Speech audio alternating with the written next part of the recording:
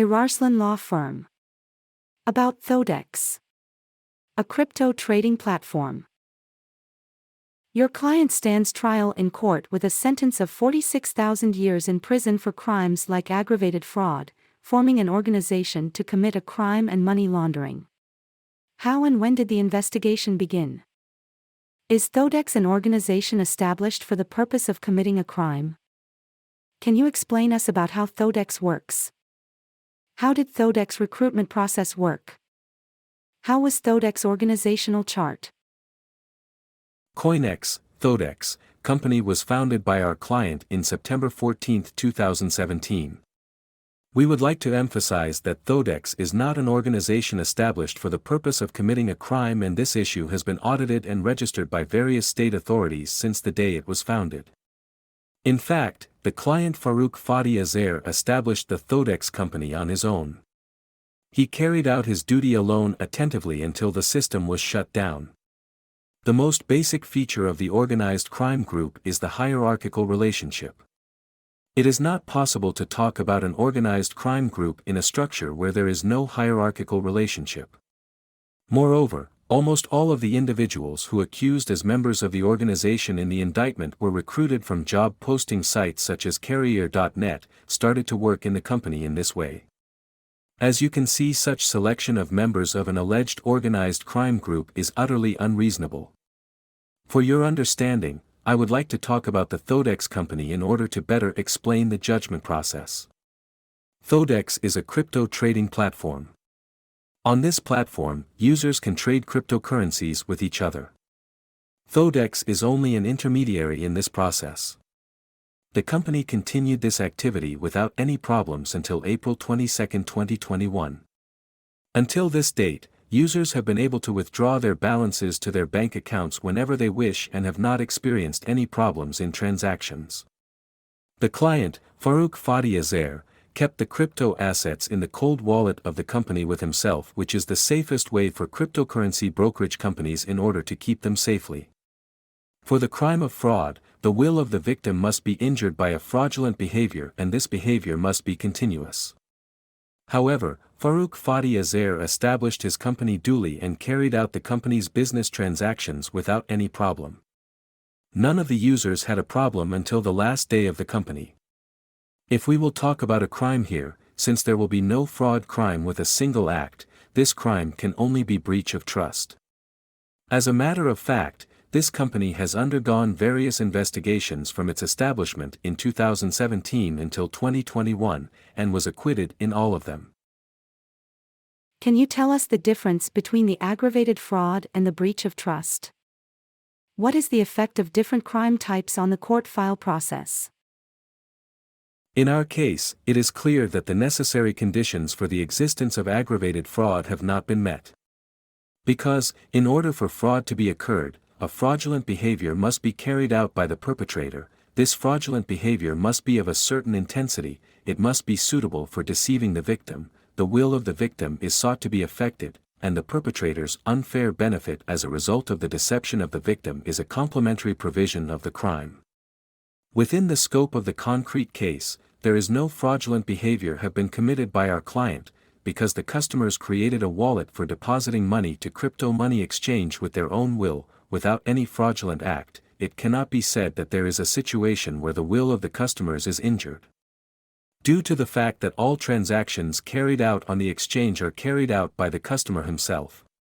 For this reason, considering that there is a contractual relationship and the possession of the property subject to the crime is transferred with the consent of the owner, it is clear that this type of crime is not an aggravated fraud, but can be a breach of trust. Yet here, criminal provisions which cause defect in consent to commit crime should have been discussed by the court for that crime, but even this was not done. In case of a change in the type of crime, this type of crime, breach of trust, is subject to reconciliation according to the Turkish Penal Code and Turkish Law of Criminal Procedure. However, the conciliation procedure was not implemented within the scope of the case too. Farouk Fadi Azer was caught in Albania in the past months. How did he come to Albania? The company suffered a great loss due to the hacking attack that occurred in 2018. In fact, Although the company was not obliged to bear these losses in the contract made with the users, the client Farouk Fadi Azer paid these losses and therefore company had financial difficulties. On top of the closed loss, when the value of cryptocurrencies peaked in April 2021 and repeated payments were added, the company got into a bottleneck. The client could have sold the company or bought an investment partner to resolve this situation. He ultimately decided that it would be more appropriate to find an investor, as he did not want to sell the company. He came to Albania with his own passport for an investment agreement. Likewise, if his intention was to escape, he did even have an American visa at that time, he could have gone to America. As seen in the footages, he left his car to the valet, made the hotel reservation in his own name and departed the country by scheduled flight. During the investor search process, the system had to be stopped after the client went abroad to meet with potential investors. Subsequently, users could not make transactions, and the system did not respond due to the peak in the value of cryptocurrencies in the same period. Especially with the spread of false statements made from fake social media accounts, the perception that the client fled abroad was created, and after that time, the client could not return, no matter how much he wanted. There are news in the media that the losses of many victims have been compensated. Is this process ongoing? Will it continue after arrest? What is the situation for the compensations of losses of victims? Within the scope of the case, the losses of the complainants were calculated by MASEC, Financial Crimes Investigation Committee, and a report was prepared. The complainants, whose losses were calculated, were contacted by us and the damages were compensated, and accordingly, the complainants withdrew their complaints. This is something that you can never see in a fraudulent case.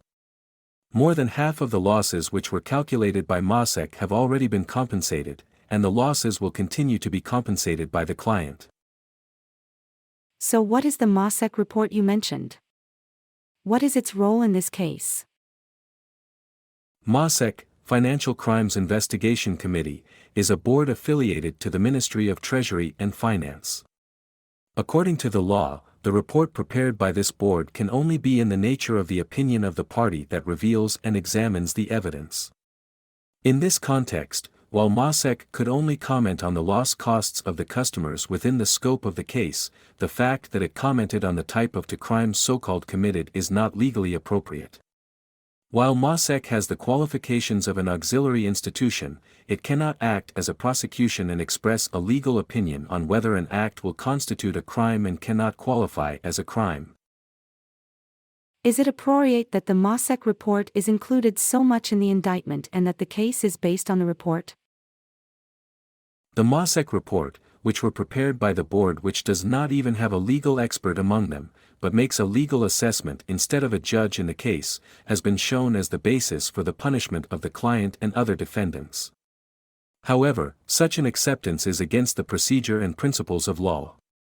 Namely, the indictment, which consists of 268 pages, includes 154 pages of the names of the complainants and defendants, 20 pages of statements, and 64 pages only of the MASEC report. In a trial where such large penalties were demanded, no claim was supported by concrete evidence or data, and worst of all, the crime characterization of MASEC was used as a basis for the indictment. Do you think, in the case, has the crime of money laundering crime committed in this context? In order for a money laundering crime to occur, it must be a precursor crime and there must be an income obtained from this crime.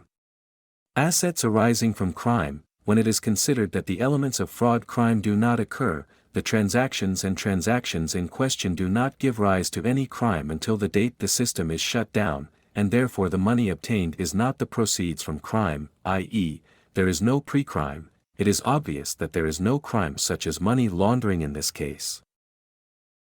In your defenses, you stated that money transfer transactions made in the file can be arbitrage. What is an arbitrage transaction? Do other exchanges do this as well? Do users accept this? Arbitrage is the profit making from buying and selling transactions made by taking advantage of the price difference between other exchanges. It performs this transaction by transferring the assets it holds in all other exchanges, both within itself and between other exchanges. This process is also mentioned in the user agreements of other exchanges, and approval is obtained from the users. Thodex also explicitly mentioned this situation in the user agreement and obtained the explicit consent of the user. However, none of these issues were evaluated by the court, and even the user agreements signed by Thodex users with their own consent were not examined by the court. How will Azer's trial and extradition process proceed? Do you think that if he is extradited to Turkey, the trial will be interfered with under public pressure? This is a very comprehensive trial. Unfortunately, there is a media pressure in the trial due to the untrue news from the beginning within the scope of the file. We are of the opinion that this pressure will continue both in the extradition process and the trial process. In fact, when you look at the hearings are quite calm, since the number of complainants who gave up their complaints and whose damages were compensated is now very high. However, we see the difficulties experienced by our clients' siblings, who are under arrest, even in prison. These are always due to misunderstanding. For this reason, we think that if my client Faruk Fadi Azer is extradited to Turkey, the file will be affected by media pressure, not public opinion. We see that the news about your client being fraudulent is heavily served in the media content. Do you think that this public pressure negatively affected your client's trial? Do you think there is an unlawfulness in the trial? Could you give information about the court process? Stereotyped and duplicate news published in the press about my client cause many disinformation. Especially expressing the number of complainants of 2,000 odd people as 400,000 and imaginary figures such as $2 billion are completely untrue and false news. It was determined that the figure of $2 billion could only be $13 million within the scope of the main file, even in the Mossack report itself. These news, made by people who are not informed about the file and legally, create a perception in the public, and this perception puts pressure on the court. There are many irregularities and unlawfulness in the judicial process.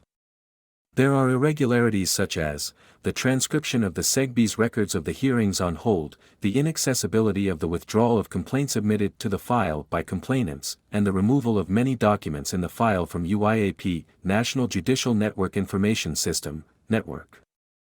However, the requests we submit as a defendant are not accepted. Documents useful for the trial are not requested from the relevant institutions and organizations by court. There were many irregularities and unlawfulness in the trial process, such as procrastination downloading of the hearing, SEGB's records to the electronic system, the inaccessibility of the petitions which have been submitted to the case to withdraw their complaints, and the removal of many case documents in the electronic system. However, even our requests for summons for documents that we submit as attorneys are not accepted by the court, and documents useful for the file are not requested despite our repeated requests from the relevant institutions. While we, as the accused party, are trying to clarify the file, we are faced with an attitude by the court so as not to reveal the truth. Our hope is that all these unlawfulnesses will be reversed as soon as possible. Everyone will do their best to reveal the truth, the people imprisoned inside will be acquitted as soon as possible, and our client is given a fair trial.